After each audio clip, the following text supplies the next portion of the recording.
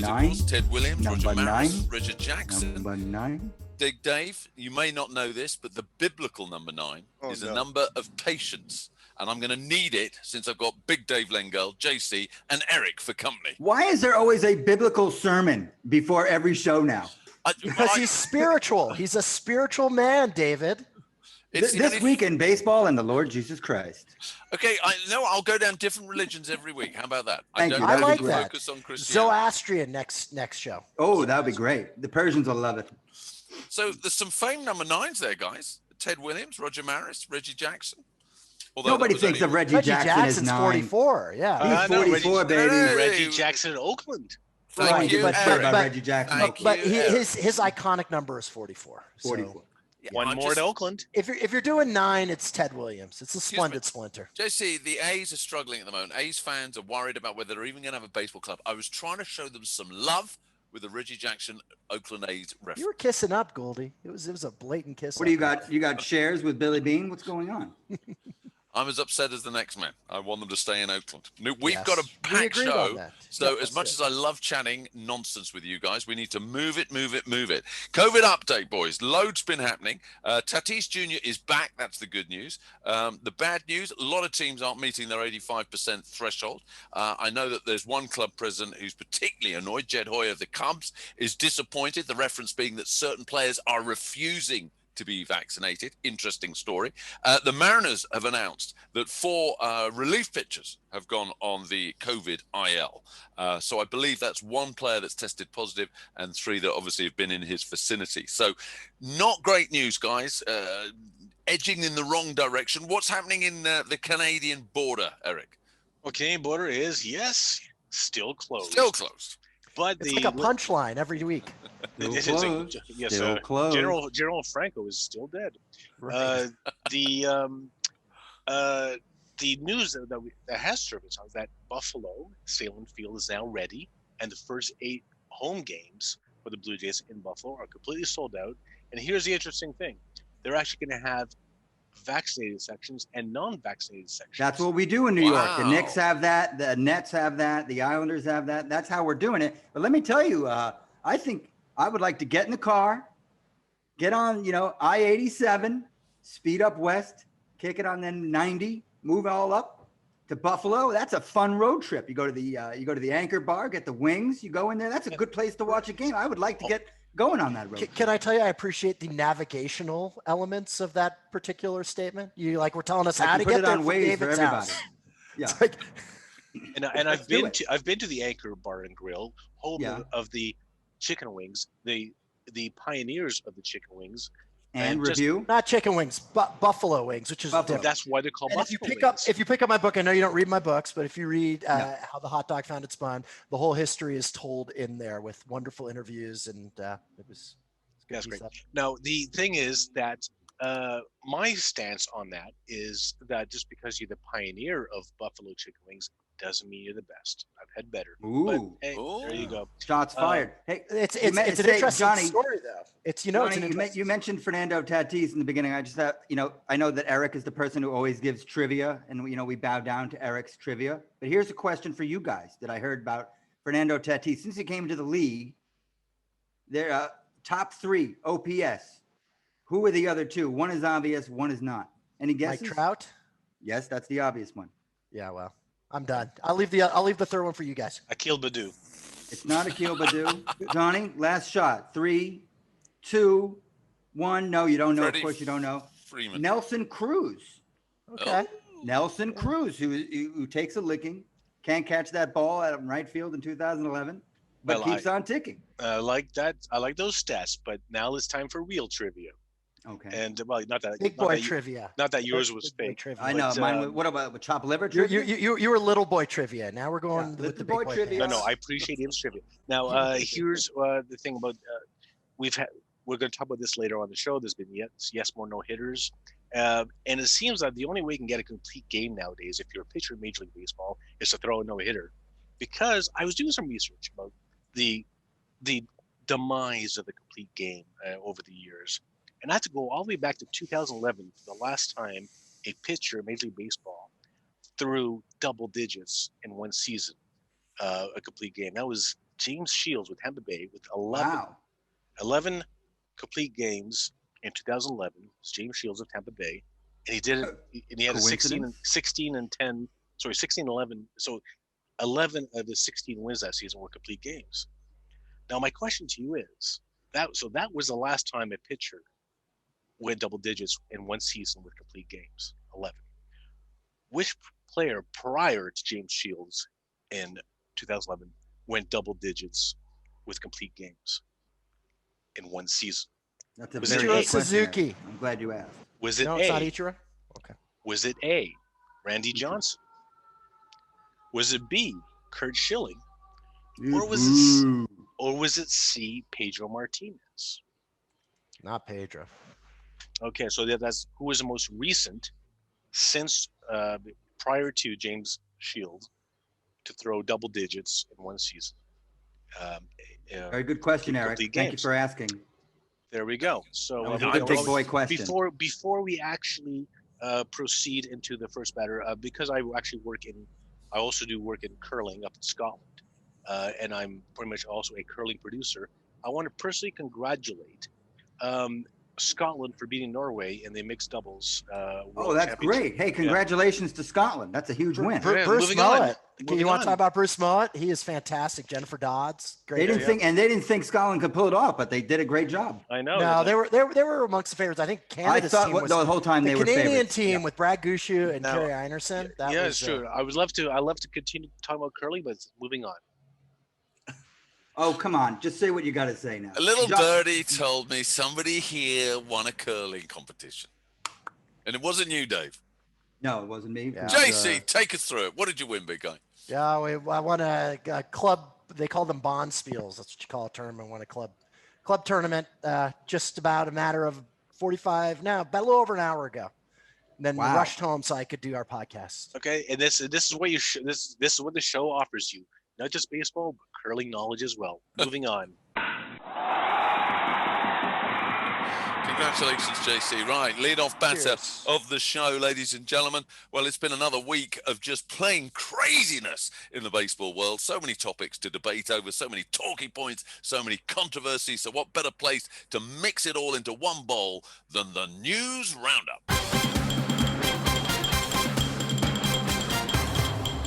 I love that sound effect. Okay, well, we're going to kick off with a story that embarrassed us last week. We had a discussion about Albert Pujols leaving the Angels and going to the Dodgers. We discussed whether we thought any team was going to make him an offer. We said no. Universally, we all said no. And 3 hours later, he's a Dodger. And I have to say, guys, he started pretty damn well. Since he's joined the Dodgers, he's 5 for 19, 5 runs batted in, and a home run. Not too bad for a man that we were describing as washed up last week. Well, I mean, I think it's obviously small sample size. I blame the Angels for our misstatements there because everything that was coming out of the Angels camp was that Albert was dead set on an unwillingness to be a part-time player, to be a pinch hitter, to be a here and there type of guy. And it's clear, at least Albert now, whether he's changed his mind because he's with a team now that has a chance to win a World Series, or whether that was never really the accurate description of what was going on, that he's willing to be a role player. And if he's in that position, I think there are a lot of teams that would have wanted him. But if it was what the Angels were saying, that, hey, here's this guy who will only start, and if he doesn't start, he's going to brood on the bench, then I think he wouldn't have had a home. So I wonder whether the Angels were telling the truth there. Or he realized that he better change his mind and get used to playing part-time ball. He's not going anywhere. Maybe he saw the right, and maybe he didn't get enough phone calls, and he thought, oh, maybe I should start pinch hitting and taking what I can get. I think what's going to be most interesting about his tenure with the Dodgers is that one of the reasons that they were able to pick him up was because of injury. You got the injury to Sager. You have a number of other injuries.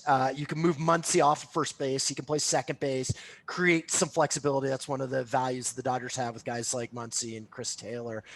But once they're at full strength, is there going to be as much of a place for him? Dodgers have an amazingly long history of taking players at the end of their careers. Fascinating. From Ricky Henderson played for the Dodgers at the end of his career. Juan Marshall played for the Dodgers at the end of his career. Gary Carter, pretty close to the end of his career. Frank Robinson, though he played a little bit longer. There's something about the Dodgers. Michael Young, they love to have these guys who are high character people who can help other players in terms of their knowledge of the game and their success. Nomar Garciaparra? Yep, Nomar was there. He was kind of almost. He could still play when he got there. He was mid-career. I just jinxed him the night that he was traded, and obviously his career went pretty much south after that. But it was towards the end of his career when he went to the Dodgers.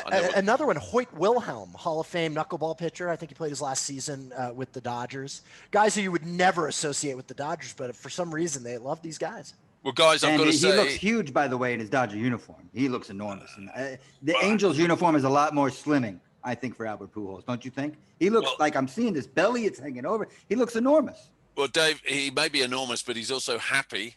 He got career RBI number 2,117 with career hit 3,258. And there's some great footage of him afterwards. Big smile on his face in the dugout. Fist pumps with a kid that's in the seat right next to the dugout. Ends up giving him his bat. Dodger fans love him. He's already a favorite with the fans. So happy for Albert. I'm glad it's going well. Yeah, absolutely. Yeah, right, let's move on from hitting to pitching. We've had not one, but two no-nos. Look, I was following the Spencer Turnbull no-no. I was watching on Gamecast, MLB's Gamecast. And I go in the ninth inning and I look at the lineup for, it was the Mariners, right? I believe it was the Mariners. Yes, it was. And 5 players in that lineup were hitting under 200. It's crazy. I mean, yeah, great for Turnbull. I never caught a no-hitter. I've never been on the other side of a no-hitter. It's a hard thing to do. But when you're looking at a major league lineup with 5 guys with more than half the lineup hitting under 200, there are issues. I mean, it speaks to the underlying issues. I think that, just about anybody's mother could throw a no-hitter right now. That's number one. That's silly, David. Number 2, I think we need to start looking at no-hitters and pitching records that are being set right now in a way that we look at, kind of steroid numbers. Nobody knows what's Bond's number. What was Bond's last number, his total number of home runs? Does anybody know? No, nobody knows. And we all grew up with 714 and 755, and those were the holiest numbers on the planet. And now none of us know the home run record because it's stained by performance-enhancing drugs. Now, this is not a drug situation, but we're in a situation now where everybody's swinging for the fences. Nobody can hit. The ball is deadened. Do we take these no-hitters as seriously as we do from years past? That's the question I'm posing. What's interesting about pitching statistics in general, like the amount that you need to accumulate, I think 3,000 strikeouts, which was sort of like a benchmark number, that one is more attainable, but wins are less attainable now, right? Like to get to 300 wins now, it seems a much more distant thing. I still think, and obviously I was, sort of downplaying Turnbull's no-hitter. It's still pretty amazing. I mean, I don't care what I've played at so many different levels of baseball to be able for a complete game to prevent any hitter from getting a base hit. It's still deserving of a hat tip, no doubt, even in today's situation. Fine. We should also mention, guys, Corey Kluber, of course, for the New York Yankees, threw a no-hitter the very next day against Texas. That's the second time Texas have been on the receiving end. The Mariners twice on the receiving end. Cleveland twice on the receiving end. So you've got 3 teams that have accounted for the 6 no-hitters this season. But it is a valid point, boys. You go back to 2017, 2016, 1 no-hitter in each season. And you had 6 in 18, 8 in 19, and now suddenly it's just exploded. I mean, it is moving in a certain direction. But here's the issue. It's not all, you still have people like Yerm and Mercedes hitting 340, right? At the top of the game, the people can still hit. They can still bat. It's really that second tier player at the major league level. And that's why you're seeing certain teams that don't have as many. I mean, I know the Indians have Jose Ramirez. I mean, there certainly are good players on those various teams. But I think our biggest problem with baseball right now is the depth of good players, depth of good hitters. I think at the top level, you're still going to see guys. It's not like the top hitters hitting 270, right, in the big leagues. Those guys who are hitting, and I've seen games this year where teams have put up 20 runs or 19 runs. So it sort of speaks to like a bigger issue in the world. They're the haves and the have-nots. And the haves are continuing to get their way, but they're just more and more have-nots. Well, don't tell that to Lindor. He can't catch anything. By the way, the one thing as well, I don't know if you guys noticed about this, one freaky stat that's come out of these no-hitters this season. or just in general, is as Kyle Seager. Do you hear about this? He's now been involved in 9 no-hitters, either on the team that got no hit or the team that got the no hitter. That's 9. crazy. He's been involved in 9 no hitters. Yeah, that's insane. I haven't been involved with 9 of anything. Well, guys, I mean, this is not an isolated incident when it comes to the success of pitching this season. Because Yankees right-hander Gerrit Cole set an MLB record for strikeouts without a walk on Monday. You will remember this was a record that had stood for 120 years and was broken earlier in the week by Corbin Burns, only to be broken almost within days by Gerrit Cole. So, I mean, it's unbelievable. Extended the streak from 58 to 61. So it's happening all over. There is unbelievable pitching performances going on. Well, again, is it the pitching or is it the hitting? And I would love to look at the GameCast statistics for this, but I think that a lot of hitters are expanding the strike zone more, that they're going to pitches outside of the strike zone, that they're sitting dead red for the home run. So they're picking one pitch, trying to elevate and hit the home run. If they don't, strike out. That's fine. I think it's an approach at the plate right now that is just different than it has been generations ago. It's certainly different than when I played. And that I'm a broken record, and I'm saying this every week. Hitters just aren't adjusting. But I'll tell you what, I'm seeing every time I turn on a baseball game, I'm seeing incredible levels of filth from players who you don't even know who they are. There was this guy, Rojas, who pitched 7 innings against the Mets on Saturday. And obviously the lineup was depleted, but he was throwing incredibly filthy stuff all game. He threw a changeup that moved like 6 inches in the zone. I mean, I've never seen. I mean, that's bananas. So they are really taking it to a new level, spinning it off their fingers like perhaps they never have. I mean, on all levels. Yeah, I don't know. I agree that the pitchers have gotten better. The top hitters have gotten better too. It's just that second tier of hitter who has gotten to the major leagues because they could hit a handful of home runs are not willing to change their approach at the plate.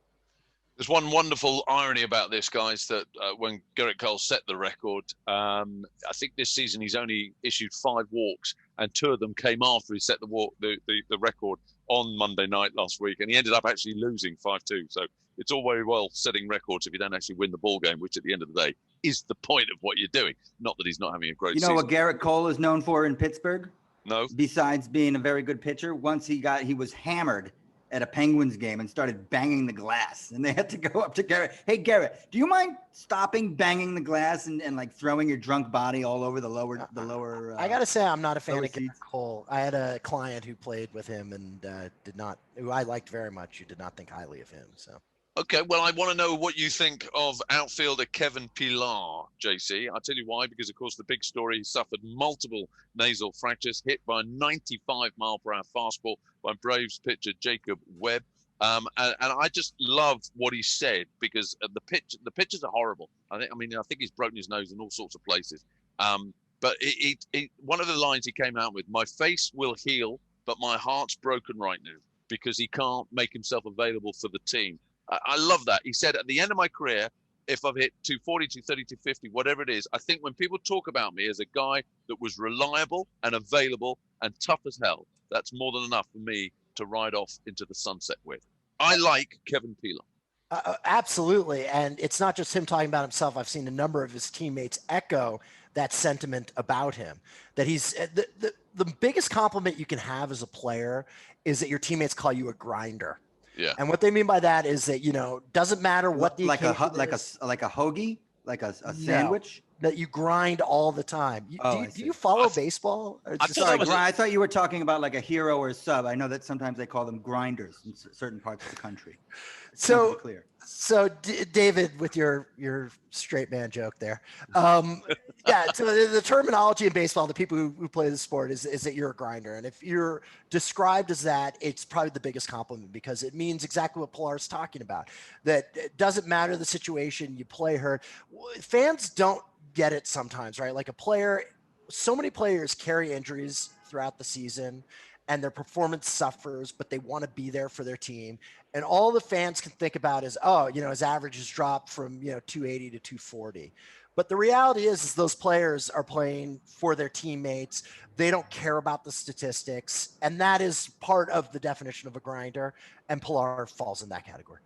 I have to worry about Pilar because he's one of these guys that every 5 seconds he's throwing himself against a wall. I mean, we've seen him in Toronto. How many times did he just fly into the wall out in center? I mean, the guy is really reckless in the way he plays the game, and it looks great, and it's great for his team, but you got to worry about him.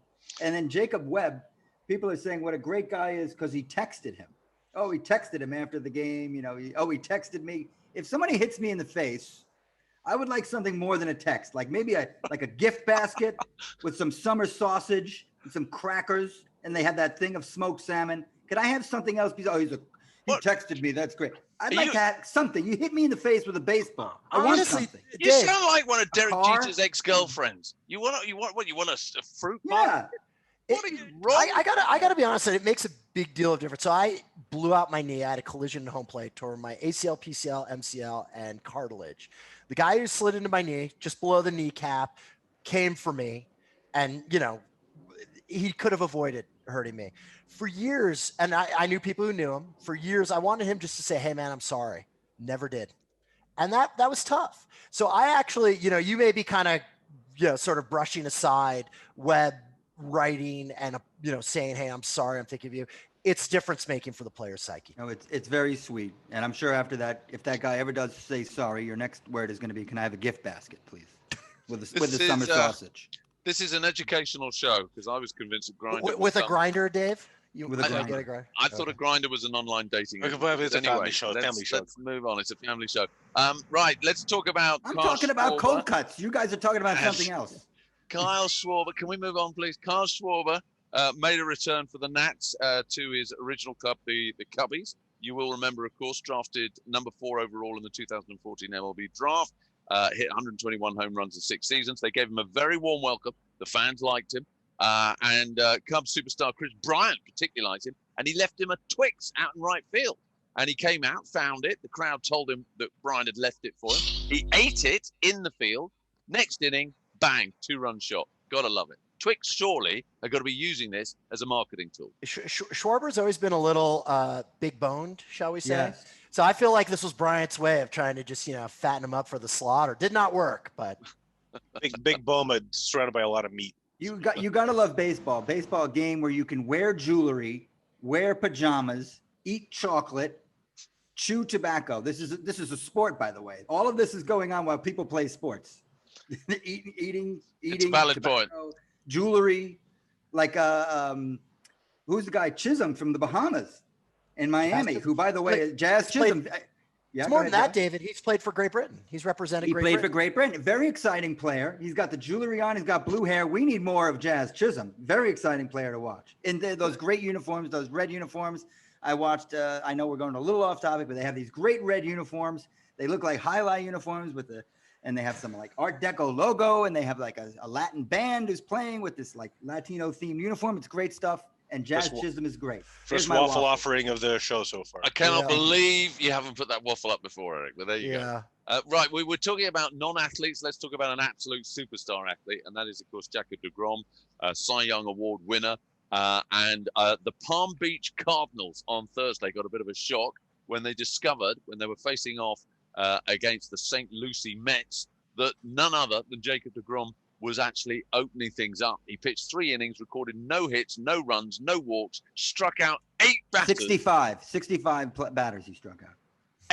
8 batters of 41 pitches. 8 batters of 41, and he was hitting 102. You imagine that, JC? You're playing minor league baseball. The worst. The rehab guys are the worst. It's just like I gotta pump up my statistics, and then I gotta face deGrom. You know, it's just heartbreaking for sure. But let me ask you, I mean, should he be thrown? I mean, he keeps having issues with his side. I think he had this a little bit last year. Maybe pitch to contact a little bit more. Maybe not 102. Maybe 98. Maybe 97. Maybe 98. Maybe the problem is throwing this ball 102 miles an hour. Dave, do you think the Mets fans have got a problem with that? I think they'll be absolutely thrilled. I tell you who was thrilled. John Bella, who was on the mound for the Cardinals AAA side. He actually texted out about it. deGrom, 102 all night, one of the most fun outings of my life. I reckon for those guys, having a superhero in your midst. That must have been phenomenal. Talking of superstars, what about our dear friend Akil Badu? A View to a Kill. What's going on, Eric? A View to a Kill still closed. No, no, he's had a good week. Look. Yeah. I'm joking. Give the man some love. I know. It's he's gone for 6 for 11 since we were last recorded. He's gone Badoody. And he's got 3 RBIs and 2 stolen bases. He's being platooned. He's not playing every game. And it seems to be working. He went 3 for 3 yesterday. For the Detroit Wally Backman and Tim Tuffle platooned. It can work. Rusty Staub. I've got to dispute this. If a guy goes 3 for 3, he's seeing the ball well, he's hot. Why are you resting him? Why do managers? It's not resting him. It's that the reason he's seeing it well is because he's hitting from one side of the plate and the pitcher's pitching from the other side, and it gives you a better view of it. And also on off-speed pitches, how it breaks a little better, and you're just and Detroit manager AJ Hinch already said that he's always going to rest him against lefties as well. And we'll see. Well, hopefully, Toledo Mud Hens, they don't need him just yet. He'll stay in Detroit for the time being. Okay, ring the bell, please, Eric. I forgot it. Oh, Eric. No. Eric. Did you not notice that, But guys? what I love is that he remembered the waffle but forgot the bell. No bell? Where is the bell right now, Eric? Where is it? It looks like I win the Nobel Prize. But what? No, where is Boom. Right, well, let's move on then. Second batter. Who's up for bat second? Well, I'll tell you who it is. The Yerminator. Yerm Warfare, guys. The Yerminator swung on a 3-0 count against a position player. They were up, 15 runs. It was top of the ninth. It was a 47-mile-per-hour high heat. And it's caused all sorts of a storm, which includes his own manager, Tony La Russa, referring to Mercedes as clueless. And yet most fans and an awful lot of players have completely come down on his side. And in fact, Tim Anderson, the captain of the team, went on Instagram and stated the game was not over at the end. And I think his exact words, if you're going to put a beep position player in there to pitch, guess what? And I am 100% in agreement. It's a game of baseball. Goldie, everyone is 100% in agreement except for Tony La Russa. Lance Lynn, who's a pitcher for the White Sox, made comments to that effect. And you know what La Russa's response was? That's why I'm in the office and he has a locker. Damn it's straight. Insane. But Bring it's it, Tony. Like what you don't. This isn't 1963 where like you want your manager to have a really uncomfortable relationship with the players. That's not the way baseball. I know you have to be a great communicator. You have to be. I know you're being sarcastic, but it is great communicator. True. Okay, David. But here's the thing: is what makes this home run astoundingly amazing is that the pitch was 47 miles an hour. The exit velocity off of Mercedes' bat was over 100 miles an hour. So much of exit velocity is a reflection of the speed of the pitch coming in. For Mercedes to be able to generate that much exit velocity off a pitch of 47 miles an hour, that alone should make everyone stand up and applaud because it's a nearly impossible thing to do. And it speaks to that player's talent. As for the other stuff, I agree. You put a positional player in, you're going to make a mockery of it. Fine, swing. And again, I agree. I rarely agree with Trevor Bauer, but I agree with Trevor Bauer on this. Like, pitch better. Don't get yourself in a 3-0 count. It's up to the hitter. Hitter still has to. Well, it's stupid to be making any proclamation about a position player anyway. I mean, honestly, I think La Russa didn't realize there was a position player in. I think he forgot. Because let's say it was a real pitcher. It still doesn't matter. No, it doesn't. But I'm pretty sure. I bet you anything he forgot. I bet you anything he forgot. He had no idea because he's speaking. I think he realizes that if it's a position player, it doesn't matter. I think he knows that. I think he forgot. But again, Dave, it doesn't matter if it were a pitcher. 3-0 count. No, you want to swing at it? Swing at it. To La Russa, it would. I'm coming from to La Russa's perspective. Sure, to La Russa, and I'm here to tell you something else about La Russa. Nobody likes La Russa. The players don't like him. Everybody says it's a joke, says he shouldn't. What was that quote? Shouldn't be managing the team. Who said that? CC Sabathia. CC Sabathia said he shouldn't be managing the team. I'll tell you right now. First of all, La Russa can control all our brains whenever he wants because he's a mad scientist. That's number one. He controls my brain every now and then. People who know me know this. Tony La Russa controls my brain. Number two, this guy is going to win the American League. I mean, there is no doubt in my mind. This guy is going to win the American League. Here's the thing about La Russa. I, in a way, feel a little sorry for him, right? Because this tarnishes what was a great managerial career. I mean, he was the one who turned Eckersley into a closer and made a pretty impressive change to the game of baseball. He was a great manager with the Cardinals during those years. It's just, it's past him now, and he can't give that up, and it's painful to watch. Top 5 manager, Josh? Guys, 4-time manager of the year. Yeah. 3-time World Series champion. I mean, a lot of wins. St. Louis Cardinals Hall of Fame, Athletics Hall of Fame. I think we should show a little bit more respect for Mr. La Russa. Don't feel sorry for him. The guy's going to win the American League, guaranteed. Well, I doubt that because I predicted it. And we all know I'm Johnny the Jinx. I predicted the Chicago White Sox would win the American League, so I think that's very unlikely. But Josh, just to pick up one last point, you said no one cares. Well, they do. Rocco Baldelli, the manager of the who was it they were playing? I can't even remember who they were playing. Minnesota. Minnesota, that's right. And he got upset about it and mentioned it. And then the Tyler Duffy gets suspended 3 games the next day because he throws behind Mercedes to make a point. So they obviously were miffed. The Minnesota Twins players, the line. Well, they're wrong. And I mean, obviously Duffy making those pitches was a direct reflection of Baldelli's position on this. And it's just, it's painful to watch people who are thinking that way.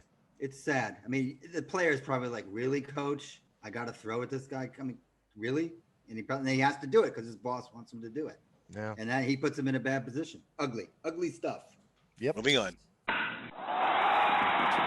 Right, our third story, our third batter, and I love this one. I don't know if you guys have read all about this. There is a extraordinary collection going up for auction, put there by a chap called Dr. Thomas Newman. The sad part of this story, he died of COVID in January. But Dr. Thomas was an absolute avid collector of particularly baseball cards, but also baseball memorabilia. And he has put up his whole collection, told his family, I didn't want to sell it when he was alive, but he said, when I die, I want you to sell this. This is an investment for the family, for the kids, for the grandkids. He's got over 1,000 cards. They go on auction on June the 12th, and he's got a 1933 Goody Babe Ruth card. He's got a PSA grade of mint 9. Dave, I know you're going to ask, what does that mean? It means it's in absolute immaculate condition, and they're estimating that card will go for in excess of $5 million. They think the whole collection could go for in excess of $20 million. Here's the great part of this story, guys, before you come in.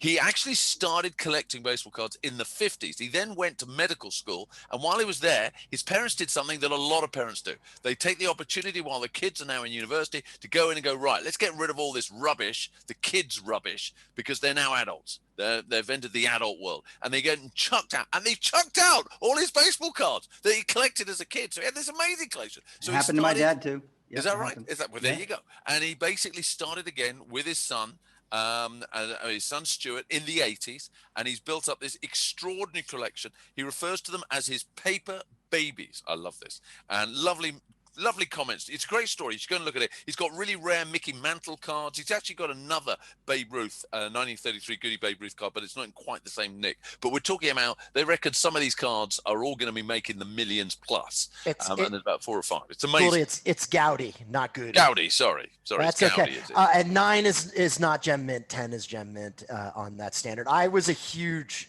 baseball card collector, and actually during this COVID period, I sold off my whole collection. And I went to a store in California because all of my cards were in Los Angeles where I had grown up. And my kids just weren't interested in it. And so I thought, well, let's see what they're worth. And certainly not $20 million, but really quite a bit of money. And how much? 5,000? Yeah, a little over 5,000. $5,000. Very nice. Yeah. And honestly, I took less because I just wanted to get it all out there. I could have gone on eBay and probably gotten. I would have given you 10. And the thing was, what was fascinating though, about this COVID era is when I was talking to the shop owner and we were in the midst of estimating the value, he's like, baseball card collecting has never been as hot now as it has been since maybe the late 1980s. That there was something about COVID that people thought that this would be a very fun thing to do. So my timing was pretty good for selling. I decided on the back end of that, I wasn't going to collect again, but I wanted to have a few cards and I had certain rules for the cards I chose. They all had to be before 1940. They all had to be where I liked the artwork a lot. And that's the thing about the 1933 Gaudy set that you were mentioning, Gouldy, is that the artwork is beautiful. It's really amazing artwork. And the other T206 set, which is the one where the famous Hannes Wagner is, I purchased some cards from that set as well too. My rule is I wouldn't spend more than $90 or any card. And I now have 10 cards to put on my desk, and it makes me smile. But it's certainly not the collection I once had. You want to know why cards are so hot right now? I'll tell you why cards are so hot. Why because they're hot because people with F loads of money couldn't go to 10-star resorts this year. They're sitting around. They have nothing to spend their money on. Let's buy some baseball cards, just like when I was a kid. They have all this money. They don't know what to do with it. And they're like, and baseball cards are fun, and they remind you of being a kid. Let's go for it. I'll take that Babe Ruth. Bring it over here. That's what's happening. But it's fascinating you say that, right? Because no one alive today really lived through Babe Ruth. I mean, that's a halcyon past era. Cards of the 80s and 90s are almost worthless because that was the period where people started getting interested in card collecting, and they hoarded cards. It was a very famous card that was really worthy. What's interesting now is it's coming back around, in that cards now are being made at smaller numbers to try and enhance their value, to force people to go out there and try and get these cards. And they're ridiculous stories. Wander Franco, who is a minor leaguer, he had a card that was autographed and went for almost $200,000. The guy hasn't even played in the major leagues yet. So it's coming around again, and it's going to be fascinating to see. I think that the industry has changed their approach to how they do card collecting. For me, by the way, I'm still looking for a victim supports group because I am one of those casualties of parents throwing out my collection. Very sad. Yeah, but here's the thing, Eric. You probably think your collection's worth something. It probably wasn't because of our age time period. Like, I had like a dozen Wade Boggs rookies. I had a dozen Tony Gwynn rookies. Those weren't the cards that netted me most of my money. No, I worked my way backwards from, I was going 60s, not even great. Now, if you're talking about 53 top Satchel Paige, then we're starting to talk. How much do you think I can get for my rookie triple mint Bobby Valentine card? How much do you think I can get for that? $3.62. Oh, so speaking of memorabilia, I saw on Twitter this weekend the contract between Pittsburgh and Boston for the first World Series in 1903. I'd never seen that. They agree which dates, how they're going to split the money. Each team would charge 50 cents for a ticket, and the visiting team got 25 cents for each ticket sold. And it was, of course, it was a 9-game series. But it was also an exhibition series. The first real contract that was sold, that was done, that would be for years and years to come was in 1905. That first one, 1903, was still seen as something of an exhibition.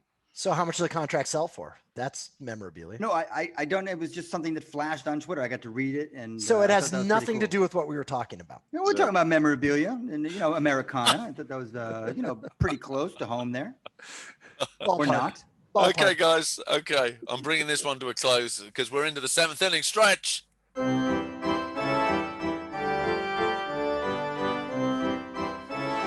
Cue you, Eric. Well, the baseball book of the week will have a nice twist this week because I don't have it on my person right now. Okay. I won't bore you with the story too much, but due to an eBay accident, or was it Amazon? I can't remember now. One of those reputable places where you can buy books online.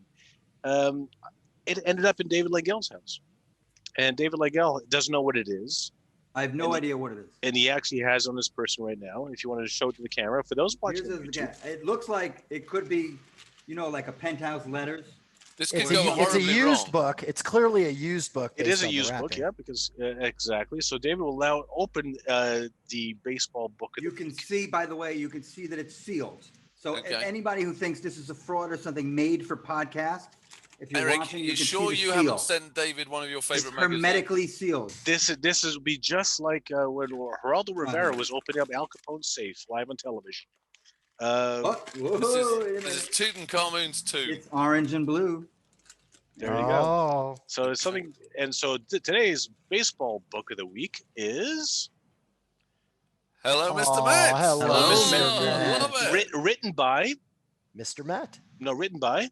Who's it written by? Written by Rusty Staub. Rusty I Staub. love Rusty Staub. Rusty Staub. Rest in peace, Rusty Staub. Wonderful Rusty player, Staub, wonderful of course, guy. who is guy. a legendary baseball player.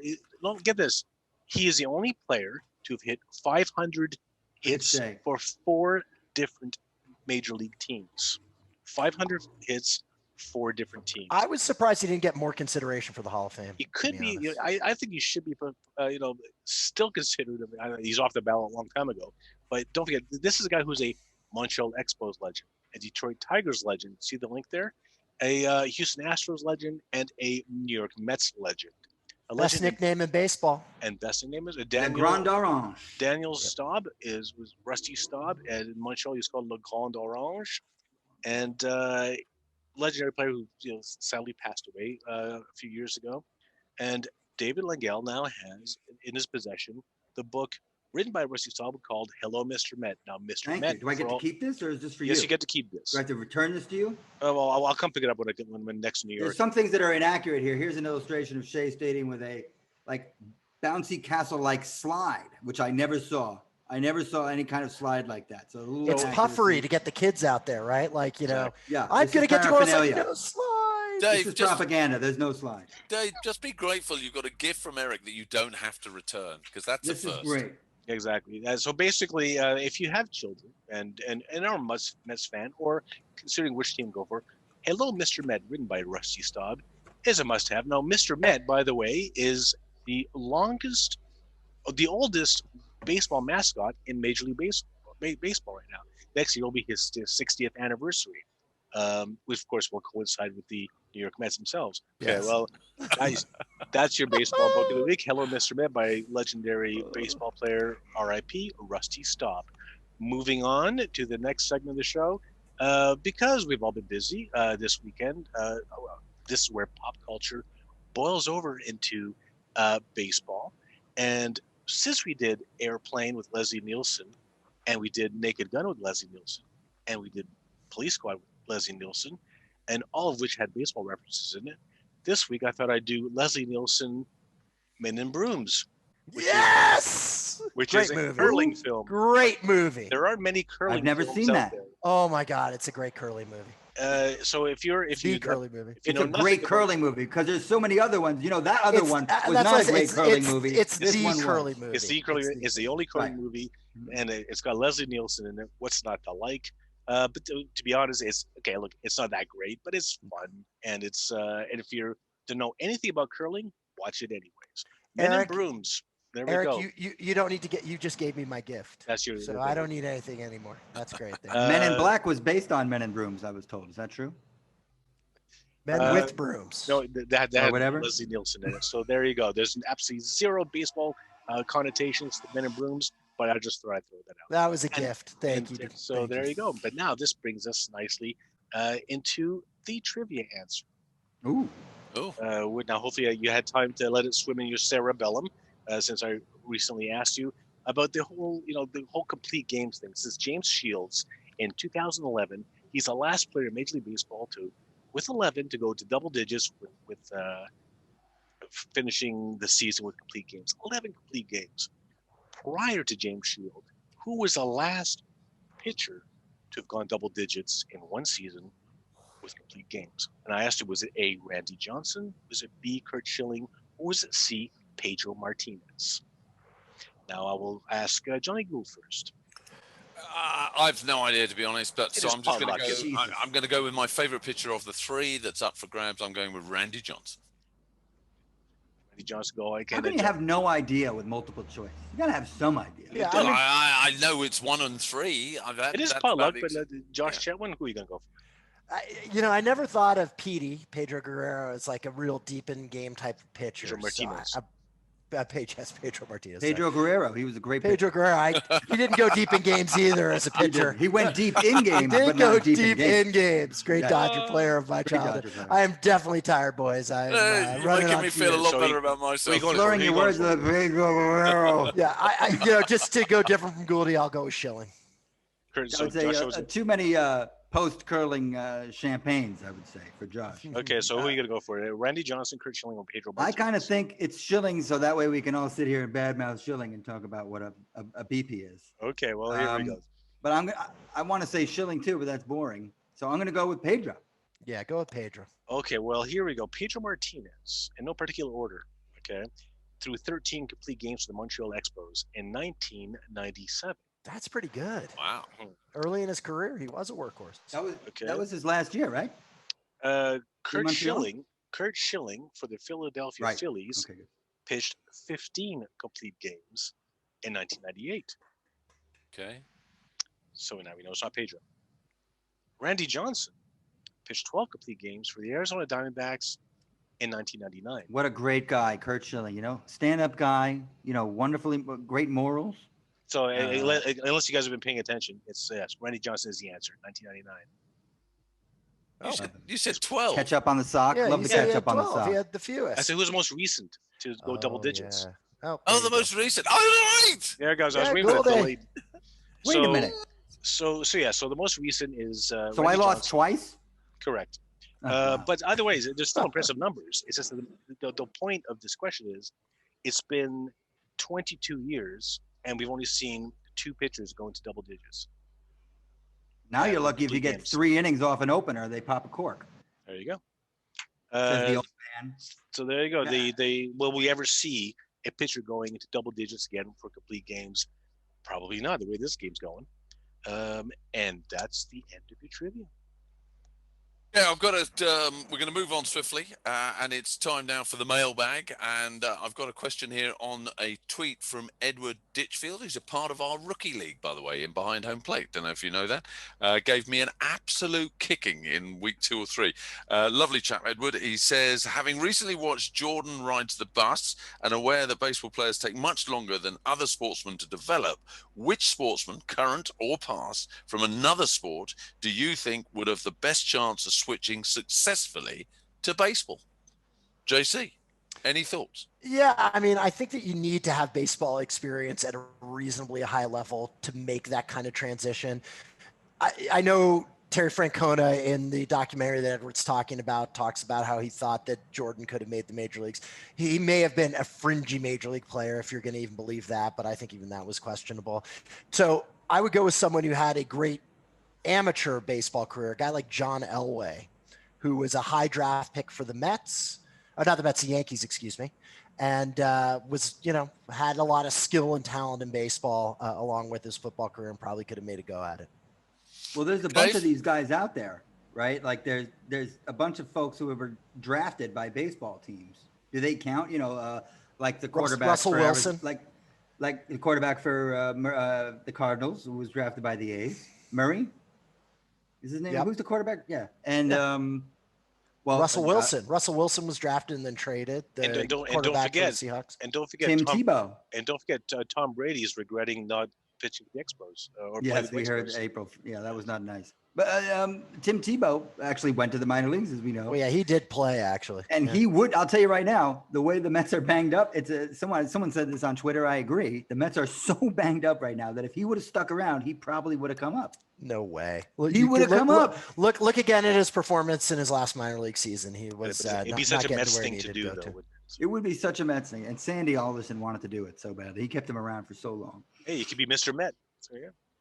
Well, if you're interested in my view, boys, I think the one cricketer who had such an amazing eye was Viv Richards, who was my all-time favourite batter.